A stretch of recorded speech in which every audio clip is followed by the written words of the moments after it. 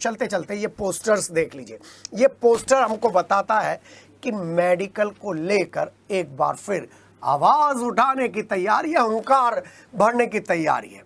ये जो पोस्टर है ये मेरठ के, सरदना के, मवाना के, गढ़ रोड के हर क्षेत्र में देखा जा सकता है। इसमें आपको सपा नेता नहीं सरदना के विधायक अतुल प्रधान का बड़ा चेहरा नजर आ रहा है। जी हाँ, और वहीं पर चेहरा नजर आ रहा है अखिलेश यादव का, और ऊपर 4 से 5 चेहरे नजर आ रहे हैं। लेकिन इस पूरे पोस्टर में मेरठ के सपा के किसी भी नेता का ना तो कोई चेहरा है और ना ही कोई नाम है। और ऊपर लिखा है मेरठ चलो मेरठ चलो। किसके विरोध में? विरोध है बढ़ते हुए महंगे इलाज का, बढ़ती हुई महंगी पढ़ाई का जो पब्लिक स्कूल में है। जी हाँ, अतुल प्रधान ने कुछ समय पहले कलेक्ट्रेट पर, कमिश्नरी पर हुंकार भरी थी जबरदस्त एक अस्पताल विशेष के खिलाफ, और तब उनका आश्वासनों का दौर शुरू हो गया था। उनको आश्वासन दिए जा रहे थे, और अब काफी समय बाद एक बार फिर सरदना के विधायक ने अपने पोस्टर लगा दिए हैं। जी हाँ, मुद्दा बहुत ही संवेदनशील है और इस मुद्दे पर सिटी हलचल भी गाय बगाए चर्चा करता रहता है। ऐसे में आईएमए ने भी ठीक 8 तारीख को इसके बारे से अलग एक अपनी बैठक की है, जिसमें अपनी कार्यकारिणी की घोषणा की है और जिसमें हमारे जो सांसद हैं अरुण गोविल वहां पर पहुंचे थे शपथ दिलाने के लिए। जी हाँ, सिटी हलचल लगातार महंगे इलाज के बारे में और पढ़ाई में बरती जा रही अनियमितताओं के बारे में आवाज उठाता रहता है। अच्छी बात है, कोई जनप्रतिनिधि तो सड़क पर उतरा, लेकिन अतुल प्रधान जैसे सभी जनप्रतिनिधियों से हमारा सीधा सा सवाल है, महीने में अगर सब लोग एक एक दिन भी बांट ले और एक एक ही दिन जाएं, कहां पर? मेडिकल में, LLRM अस्पताल में, और जाएं जिला अस्पताल में, और जाएं अपनी CHC और PHC में, तो उनको समझ में आ जाएगा। चाहे इलाज महंगा जरूर है, लेकिन इलाज तो है। इन जगहों पर इलाज के लिए कितनी लंबी भीड़ है उसकी तरफ भी आपका ध्यान जाना चाहिए। हम अतुल प्रधान के इस मुद्दे को समर्थन दे रहे हैं, लेकिन समर्थन देने के पीछे एक शर्त है कि इस लड़ाई को ईमानदारी के साथ उठाना चाहिए और इस लड़ाई में अपनों को बख्शीश मिल जाए, ये नहीं होना चाहिए। क्योंकि अगर इलाज महंगा एक अस्पताल दे रहा है तो दूसरा अस्पताल भी दूध का धुलवा नहीं है। अगर एक पब्लिक स्कूल महंगी पढ़ाई करा रहा है और बार बार हर साल किताबें बदल रहा है, तो दूसरा स्कूल भी दूध का धुलवा नहीं है। ऐसे कम से कम 1 दर्जन से ज्यादा अस्पतालों को, ब्रांडेड अस्पतालों को मैं जानता हूं, जहां पर इलाज करवाते वक्त आम आदमी आर्थिक रूप से टूट जाता है, लेकिन बाकी के प्रतिनिधि तो आवाज ही नहीं उठाते।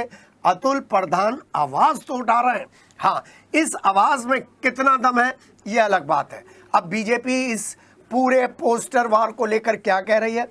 वो साफ तौर पर कह रही है कि सपा में ही अतुल प्रधान अलग थलग पड़ गए, क्योंकि यहाँ पर ना तो उनके साथी जो किटौर के विधायक है शाहिद मंजूर, और जो मेरठ शहर के विधायक हैं रफीक अंसारी, उनका फोटो है, ना जिला अध्यक्ष का फोटो है, और ना प्रदेश अध्यक्ष से रिलेटेड कोई इंफॉर्मेशन है। जी हाँ, हम इस पार्टी पॉलिटिक्स में नहीं पड़ते। बीजेपी सत्ताधारी पार्टी है और सपा विपक्ष में पार्टी है, इसलिए बीजेपी तो हमला करेगी, कहेगी कि इसमें एक पार्टी का आंदोलन है।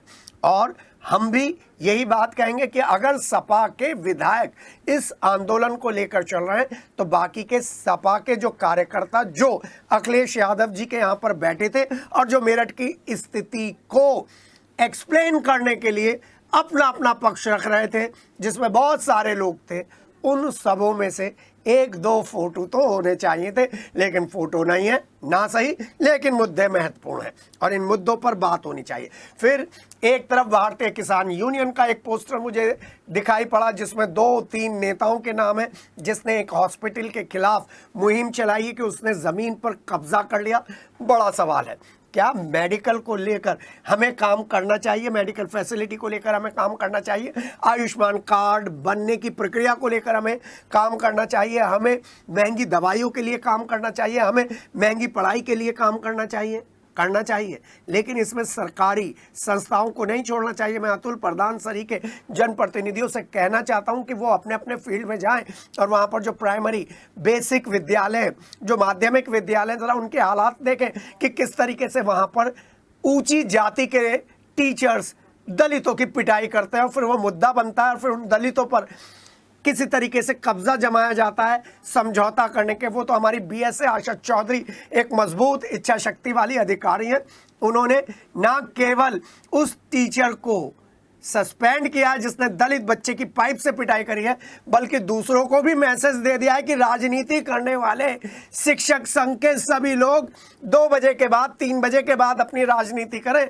अगर मुझे किसी स्कूल में ऐसा कोई भी टीचर मिलता है जो बिना छुट्टी के शिक्षक राजनीति कर रहा है तो मैं कार्रवाई करने से पीछे नहीं हटूंगी, चाहे हो कुछ भी जाए।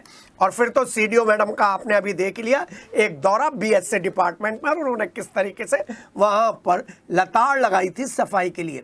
तो जनप्रतिनिधियों से यही छोटी सी इल्तिजा है कि सभी जनप्रतिनिधि अब क्योंकि चुन लिए गए हैं, एक टीम बनाकर सभी सीएचसी, सभी पीएचसी, सभी प्राइमरी हेल्थ सेंटर, सभी बेसिक शिक्षा के स्कूल, माध्यमिक शिक्षा के स्कूल, सरकारी विभागों में जाएं और कम से कम 2 घंटे देखें और खुद जाने कि किस तरीके से आम आदमी पिस रहा है। हाँ, एसएसपी ऑफिस पर भी कुर्सी डालकर बैठ जाएं सिर्फ, और देखें कितने लोग आ रहे हैं, आपको पता चल जाएगा।